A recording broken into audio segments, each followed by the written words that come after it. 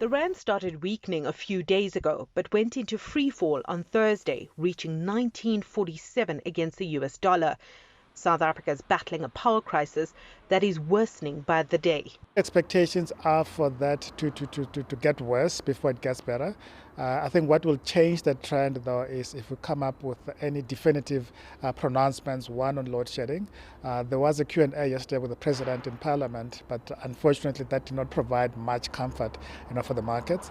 During a parliamentary session, the president denied the government failed in addressing the Eskom crisis.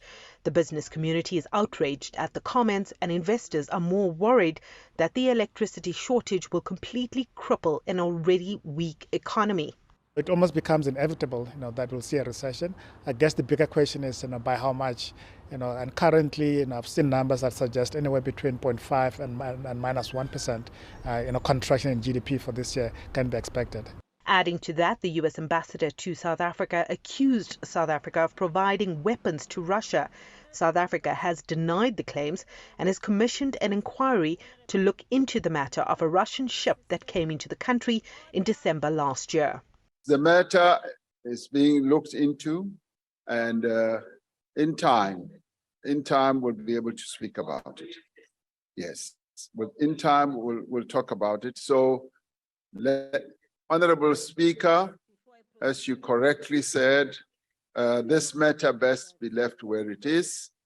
The rand recovered slightly today, but it's still above that 19 rand mark against the dollar. Some traders believe that the currency will remain under pressure as tensions rise between the US and South Africa.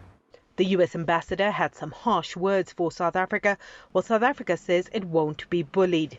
To the extent that this thing with the US escalates and we're forced to kind of pick a side and we don't pick the US, then obviously things can get really bad for foreign direct investment. The South African economy is weakening as the power crisis intensifies. The country is also in the midst of a cost of living crisis, with inflation at 7.1% and food inflation at 14%. A weaker rand will only add pressure to this already poor situation. Sumitra Nadu, CGTN, Johannesburg, South Africa.